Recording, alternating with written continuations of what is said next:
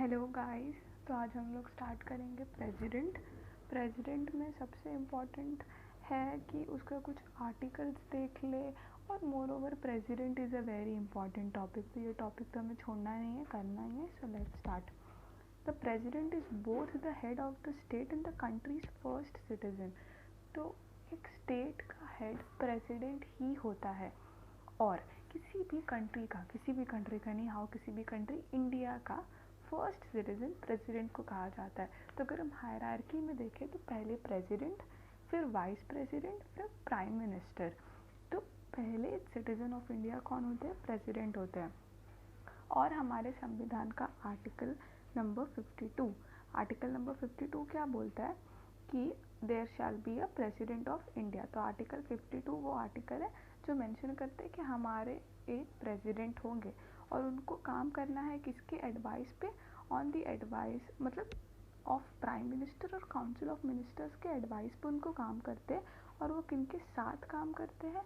तो वो काम करते हैं vice president, prime minister, council of minister, attorney general, इन सब के साथ मिलकर वो काम करते हैं। उसके बाद आर्टिकल नंबर 53 क्या बोलता है कि जितना भी एग्जीक्यूटिव पावर है वो सारे प्रेसिडेंट के पास होंगे, और वो चाहे तो उससे डायरेक्टली या ऑफिसर्स के थ्रू, जो उनके सबऑर्डिनेट है, जो उनके नीचे हैं, उन पे इम्पोजिशन करके, उन पे फोर्स डाल के वो अपना सारा एग्जीक्यूटिव पावर को एग्जीक्यूट कर सकते हैं। तो इस तरह वो अपने एग्जीक्यूटिव पावर को एक्सरसाइज करते हैं। और ये कहाँ दिया हुआ है? ये आर्टिकल नंबर 53 में दिया हुआ है।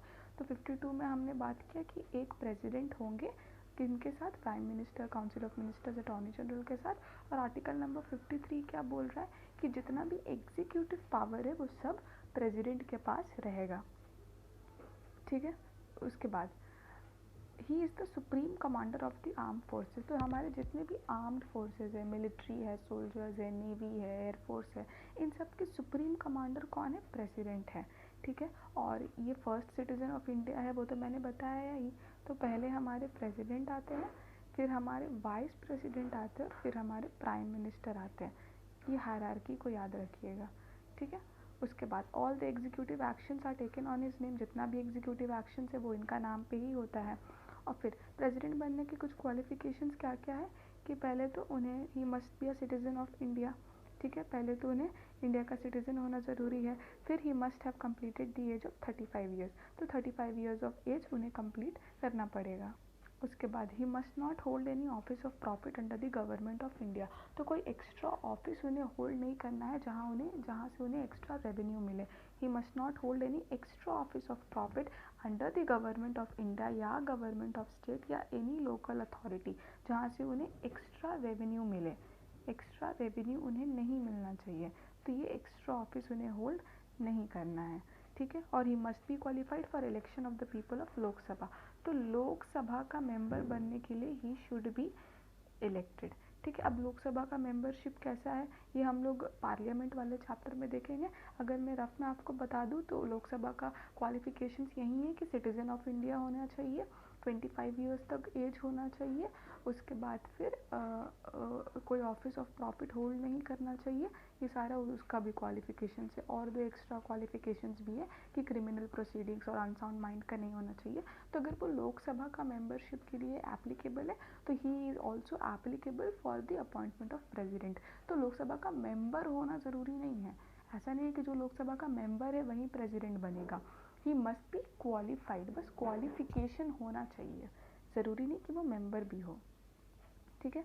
उसके बाद he enjoys personal immunity under article 361 from legal liability of his official acts. मतलब उन्हें इम्यूनिटी है, अगर वो कोई काम करते हैं, अगर वो कुछ गलत भी करते हैं या कोई भी एक्शंस लेते हैं, कुछ एक्ट करते हैं, अपने पावर्स के अंदर कुछ भी करते हैं, तो he is immune from liabilities. मतलब कोई उन पे आके कार्रवाई नहीं लगा सकता है, जेल लेके नहीं जा सकता है कि आपने ऐसे क्यों किया। तो he is immune from such proceedings. ठीक है। उसके बाद he is immune from criminal proceedings. तो क्रिमिनल प्रोसीडिंग्स उनके टेन्योर पे, जब तक वो ऑफिस में है तब तक उन पे क्रिमिनल प्रोसीडिंग्स नहीं चलेगा। ठीक है। उनको अरेस्ट नहीं किया जा सकता है, उनको इम्प्रिजन नहीं किया जा सकता है। ठीक है। ये सारी क्रिमिनल प्रोसीडिंग्स में, कि क्रिमिनल प्रोसीडिंग्स में ना उन्हें अरेस्ट किया जा सकता है ना उन्हें इम्प्रिजन किया जा सकता है, लेकिन उनके खिलाफ सिविल प्रोसीडिंग्स चल सकता है। और वो कब चलेगा? उन्हें 2 मंथ के नोटिस देने के बाद। ठीक है, तो पहले 2 मंथ्स का नोटिस दिया जाएगा, उसके बाद उनके खिलाफ कैसा प्रोसीडिंग्स चल सकता है, सिविल प्रोसीडिंग्स चल सकता है। ठीक है, only civil proceedings, criminal proceedings उनके खिलाफ नहीं चलेगा, ओनली सिविल प्रोसीडिंग्स, याद रखिएगा। सिविल प्रोसीडिंग्स 2 महीना का नोटिस देने के बाद चल सकता है, क्रिमिनल प्रोसीडिंग्स नहीं चलेगा। उसके बाद द इमोल्यूमेंट्स एंड अलाउंसेस के not be diminish during his office, तो उनका जो सैलरी है, उनका जो इमोल्यूमेंट्स है, उनके पीछे जो खर्चा होता है, वो जब तक वो ऑफिस में तब तक वो डिक्रीज नहीं कर सकता है। फिर term of office of president, तो प्रेसिडेंट अपना ऑफिस कितना दिनों के लिए होल्ड करते हैं, 5 ईयर्स के लिए होल्ड करते हैं अपना ऑफिस। ठीक है, प्रेसिडेंट अपना ऑफिस 5 ईयर्स तक के लिए होल्ड करते हैं, इससे ज़्यादा नहीं। अगर मतलब फिर वापस से इलेक्शन होगा तो वो वापस से इलेक्शन में पार्टिसिपेट करके अगर मेजॉरिटी जीतते हैं तो फिर he can again be nominated as the president of India. अब अगर उनका टर्म का एक्सपायरी भी हो चुका है कि उनका 5 साल का ख़त्म हो गया है टेन्योर, लेकिन वो तब तक अपना ऑफिस में रह सकते हैं जब तक उनका सक्सेसर ज्वाइन नहीं कर लेता है। ठीक है, तो इसका मतलब ये नहीं कि आज 5 साल पूरा हो गया तो आज निकल गए, ऐसा नहीं है। जब तक उनका सक्सेसर अपना पोजीशन नहीं लेता है आकर के, तब तक वो प्रेसिडेंट की तरह एक्ट कर सकते हैं, क्योंकि काम करने के लिए प्रेसिडेंट तो चाहिए ना। तो जब तक नए प्रेसिडेंट नहीं आते हैं, पुराने प्रेसिडेंट ही सारे काम संभालते हैं। और he is also eligible for री election any number of times. तो एक प्रेसिडेंट बहुत बार प्रेसिडेंट बन सकता है इंडिया में, ऐसा नहीं कि एक बार प्रेसिडेंट बन गया तो अब उसे वापस चांस नहीं मिलेगा बनने का। He can be nominated as the president of India n number of times. फिर अगला है the president may however resign his office before the expiry of his normal term. अब वो चाहे तो अपना रेजिग्नेशन लेटर दे सकते हैं 5 साल से पहले ही, अगर उन्हें मन है कि नहीं मुझसे नहीं होगा तो वो 5 साल से पहले ही अपना रेजिग्नेशन लेटर दे सकते हैं by writing to the vice president. तो वाइस प्रेसिडेंट को अपना रेजिग्नेशन लेटर दे देंगे कि मुझे अब नई ऑफिस होगा, ऐसा वैसा जो भी उनका पर्सनल रीजंस होगा, और वो अपना रेजिग्नेशन लेटर वाइस प्रेसिडेंट को दे देंगे। तो एक तो ये हो गया कि वो खुद अपना पोजीशन छोड़ रहे हैं। सेकेंड है कि उन्हें रिमूव किया जा सकता है by the process called impeachment. तो इम्पीचमेंट का प्रोसेस से प्रेसिडेंट को हटाया जा सकता है अगर वो कॉन्स्टिट्यूशन का वायलेशन करेंगे तो अगर कोई भी प्रेसिडेंट ऐसा है जो कि कॉन्स्टिट्यूशन का वायलेशन कर रहा है तो उन्हें उनके पोजीशन से हटाया जा सकता है by the process called impeachment. ठीक है, तो प्रोसीजर फॉर इम्पीचमेंट क्या है, जब एक प्रेसिडेंट को इम्पीच करना होता है तो दोनों हाउस का कंसेंटमेंट चाहिए होता है। ठीक है, ये कैसा कंसेंटमेंट है, ये मेजॉरिटी सपोर्ट वाला है। ठीक है, मेजॉरिटी सपोर्ट मैंने आपको पहला ही बताया है कि 50% +1 बोल रहे हैं कि हटाओ, और 2/3 मेंबर प्रेजेंट एंड वोटिंग उनके खिलाफ वोट भी करेंगे। ठीक है, तो इस तरह का वोटिंग होता है। उसके बाद no such charge shall be preferred unless the proposal to refer such charge is contained in a resolution which has been moved after at least 14 days notice in writing signed by not less than 1/4 of the total members of the house। इसमें क्या बोला जा रहा है कि ऐसा नहीं है कि अचानक से प्रेसिडेंट को एक दिन बुलाएंगे और बोलेंगे बैठिए आपका इम्पीचमेंट शुरू हो रहा है, ऐसा नहीं है।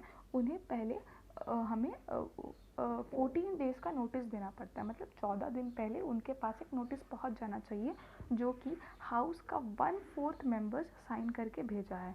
ठीक है, तो 1/4 मेंबर्स हाउस के जितने भी टोटल मेंबर्स हैं उसके 1/4 मेंबर्स ने इन राइटिंग साइन करके भेजा है कि 14 दिन के बाद आपके इम्पीचमेंट के प्रोसेस को स्टार्ट किया जाएगा। ठीक है, तो सबसे पहला प्रोविज़न क्या है कि 14 डेज़ नोटिस दिया जाएगा और उससे हाउस के आधे 1/4 members of the house must sign that in writing कि 14 दिन बाद प्रेसिडेंट का इम्पीचमेंट प्रोसेस स्टार्ट किया जाएगा। ठीक है, तो अब 14 दिन बाद उनको बुलाया जाएगा और मान लेते हैं किसी एक हाउस ने उनका जो इम्पीचमेंट का जो रेजोल्यूशन था उसे 2/3 मेजॉरिटी से पास कर दिया है। ठीक है, 2/3 मेजॉरिटी से किसी हाउस ने उसे पास कर दिया है। ठीक है, मान लेते हैं लोकसभा ने उसे पास कर दिया है 2/3 मेजॉरिटी से ये इम्पीचमेंट का रेजोल्यूशन। तो अब क्या होगा, जब ये चार्ज हो गया तो अदर जो दूसरा हाउस है, मान लेते हैं राज्यसभा है, तो राज्यसभा भी अब इस मैटर पे इन्वेस्टिगेट करेगा और इन्वेस्टिगेट करने के बाद अब वो भी देखेगा कि क्या प्रेसिडेंट ने सच में ऐसा कुछ काम किया है। तो अगर किया है तो वापस से वो भी अपना रेजोल्यूशन को पास करेंगे। तो अगर उन as a result of investigation अगर उनको भी लगता है कि हाँ प्रेसिडेंट ने ऐसा कुछ किया है तो वो भी अपने हाउस में 2/3 मेजॉरिटी के साथ इस रेजोल्यूशन को पास करेंगे और प्रेसिडेंट को बोल दिया जाएगा कि आपको मतलब आपका रेजोल्यूशन एक्सेप्ट कर लिया गया है दोनों हाउस में, you are impeached for the violation of the constitution, और प्रेसिडेंट को वहाँ से रिमूव कर दिया जाएगा। तो प्रोसीजर समझ में आया। पहले क्या है कि 14 डेज़ का नोटिस दिया जाएगा, जो कि 1/4 मेंबर्स साइन करेंगे। उसके बाद मान लेते हैं कि लोकसभा में एक्सेप्ट कर लिया है बाय 2/3 मेजॉरिटी कि हाँ पास होगा, ठीक है। जब एक लोकसभा ने पास कर दिया तो दूसरा हाउस उसे इन्वेस्टिगेट करेगा। इन्वेस्टिगेट करने के बाद अगर दूसरा हाउस भी उसे पास कर देता है बाय 2/3 मेजॉरिटी, तो क्या होगा, उस प्रेसिडेंट का इम्पीचमेंट हो जाएगा। तो the president would be impeached, ठीक है। तो ये पूरा प्रेसिडेंट का इम्पीचमेंट का प्रोसेस हम लोगों ने देख लिया है। सो गाइज आज हम लोग यहीं तक रखते हैं। होप आपको इंट्रोडक्शन समझ आ गया है। नेक्स्ट डे हम लोग प्रेसिडेंट के पावर्स देखेंगे। प्रेसिडेंट के बहुत सारे पावर्स होते हैं, जैसे कि लेजिस्लेटिव, एग्जीक्यूटिव, फिनेंशियल, मिलिट्री और भी डिस्क्रिशनरी पावर्स एक्सेट्रा। और फिर फिनेंशियल इमरजेंसी के टाइम पे उनका पावर्स कैसा हो जाता है, वो सब कुछ हम लोग नेक्स्ट वीडियो में कवर करते हैं, ठीक है। उसके बाद प्रेसिडेंट को कैसे इलेक्ट किया जाता है या प्रेसिडेंट को कैसे इलेक्ट किया जाता है मैं इसी वीडियो में बता देती हूँ, वो बेटर रहेगा। नेक्स्ट वीडियो से हम पावर्स देख लेंगे।